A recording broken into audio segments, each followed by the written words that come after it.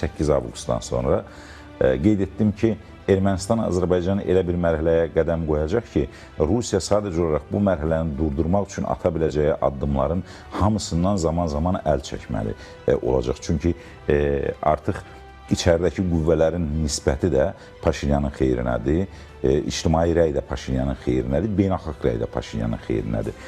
Və buna görə də bu məsələ artıq bizim üçün yeni deyil. 8 avqustdan sonra Ermənistanla Azərbaycan arasında baş verən proseslər Cənubi Qafqaz, Ermənistan, Azərbaycan, o cümlədən də Azərbaycanın iştirak etdiyi transmilli layihələr, Azərbaycanın münasibətli olduğu dövlətlər, Azərbaycanla dost, qardaş çərçivəsində fəaliyyət göstərən ölkələrlə Ermənistan arasında da bir yaxınlaşma olacaq. Diqqət etsəniz, Comart Tokayevin, Şəfqət Mirziyoyevin, Paşinyanla bir yerdə, Azərbaycan lideri ilə bir yerdə masa arxasında dayanıb söhbət etməsi yeni konfigurasiyadan xəbər verir. Əgər bu konfigurasiya əvvəlki dövrlərdə Koçaryan və yaxud Sarkisyan və yaxud Ter-Petrosyan olduğu dövrdə var idisə, o demək kollektiv təhlükəsizlik müqaviləsi təşkilatı çərçivəsində olurdu. Və kollektiv təhlükəsizlik müqaviləsi təşkilatı çərçivəsində də qeyri-səmimi bir mühit var idi və orada da ikitərəfli münasibətlər sistemindən hamı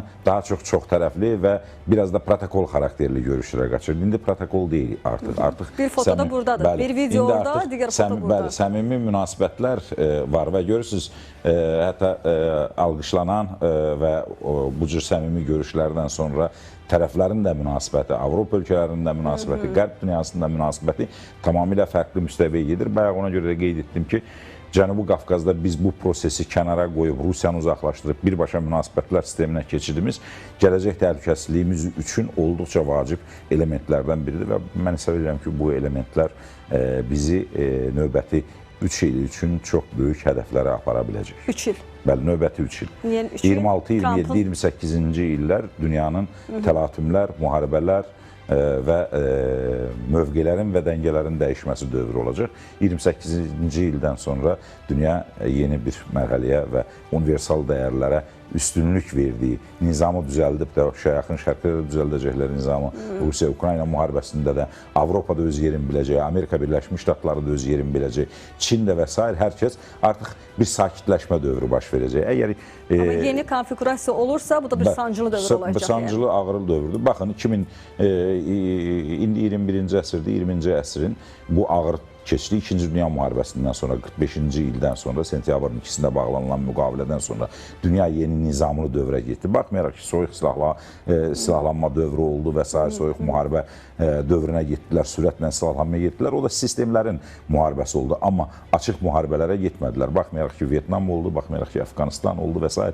Bu müharibələr, İran-İraq müharibələr oldu. Bu müharibələr çox xırda müharibələrdir 2-ci Dünya müharibəsinin fonunda. Bunlar həmişə olacaq. Dünyada hər zaman lazım olduğu yerlərdə olacaq. Çünki böyük əksəriyyət bu kimi dövlətlərin hamısı silah satışı ilə məşğuldur və silah satışını da mütləq yeniləmək, istifadə etmək, tətbiq etmək və təcrübədən keçirmək üçün hökmən müharibələrə ehtiyac var. Bu tipli müharibələr həmişə olacaq. Amma böyük müharibələr indiki kimi.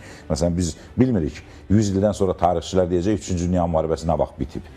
3-cü Dünya müharibəsini biz bugün qəbul etmirik. Deyirik, 3-cü Dünya müharibəsi olacaqmı? Bəlkə 3-cü Dünya müharibəsi xarakterik xüsusiyyətlərinə görə artıq baş verib və 3-cü Dünya müharibəsinin sonuna doğru gedirik. Bu müqavilələr hamısı yaxın şərqdə müharibə, Avropanın... 3-cü Dünya müharibəsi İranla münaqişə olmadan mı başlayacaq sizcə? Yox, o da olacaq. O münaqişə də olacaq. Amma quru münaqişələr olmayacaq. Hesab etmirəm ki, quru münaqişələr dövrü başlayıb. O, Rusiya kimi ağılsız və texnologiyanın gücünə o qədər də etibar etməyən dövlətlərdir ki, 1 milyondan çox insanını bu müharibədə qətl elətdirib, müharibə qurbanına çevirib.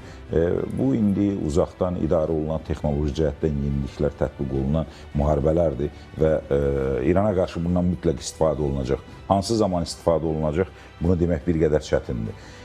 Texniki ola bilər ki, 3 günlük, 5 günlük hansısa bombardmanlar olsun, hansısa obyektlər, hansısa hərbi qərargahlar vurulsun, hətta siyasi liderlər aradan çıxarılsın və s. Kiməsə terror hadisələr olsun. Bunlar müharibə demək deyil hələ bütövlükdə. Nə qədər ki, İsrailin təhlükəsizliyi təmin olunmayıb yaxın şərqdə, nə qədər ki, Qəzza məsələsi tamamilə öz həllini tapmayıb, nə qədər ki, Qəzza və Fələstin məsələləri bir-birindən ayrılmayıb.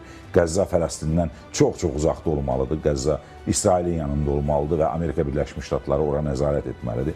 O cümlədən qırmızı dəniz, o cümlədən Xahiş edirəm xəritəni o gətirmək. cümlədən Trip yolu və yəni Orta Dəhliz proyekti, o cümlədən Rusiyanın qara yolu, 3-cü yol, dünyanı birləşdirən bu lojistik imkanların hamısına nəzarət təmin olunmasa, Hörmüz boğazına bütövlükdə nəzarət təmin olunmasa, hələ bu proseslər gedəcək, amma son akordlarıdır.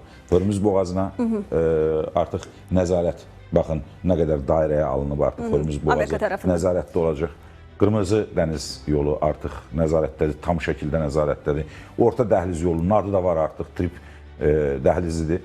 Və bir Rusiya qalıb. Ukrayna-Rusiya müharibəsi bitəndən sonra bu dəhliz də tam şəkildə nəzarətdə olacaq. Bugün dünyanın iqtisadi və siyasi cəhətdən imkanları ölçülüb biçiləndə Çin Amerika Birləşmiş Ştatlarından sonra ikinci yerə çıxırlar. Həm ümumi daxili məhsuluna görə 20 milyarda yaxın, trilyona yaxın ümumi daxili məhsulu var. Həm insan potensialına görə, həm hərbi texniki potensiallarına görə və s. çox önə çıxarılır. Hindistan önə çıxarılır. Bütün Hindistandan və yaxud da Çindən, bugün Çin deyilir. Amma sabah Hindistandan çıxan yollar da eyni yerdən keçir, hamısı. Və ona görə indi bütün o yollar nəzarətə götürülür. Diqqət etsəniz, köhnə filmlərdə və yaxud da köhnə kitablarda müharibələr olanda, hətta at üstündə müharibələr gedəndə, süvari qoşunların döyüş yolunda keçidlər tutulurdu hamısı. Bugün dünyanın keçidləri tutulur. Yəni, əslində elə keçidlər, dəhlizlər üzərində müharibə gedir hazırda. Müharibə də bunun üzərindədir. Nəzarət üzərində. Və biz də Cənubi Qafqazda sülhün və barışın əldə olunması üçün məhz bu dəhlizin, orta dəhlizin şansımız, bəxtimiz onda gətirdi ki, orta dəhliz Azərbaycanın tarixi fürsəti kimi, tranzit kimi buradan keçdi və buna görə də biz də bu imkanları əldə edə bildik.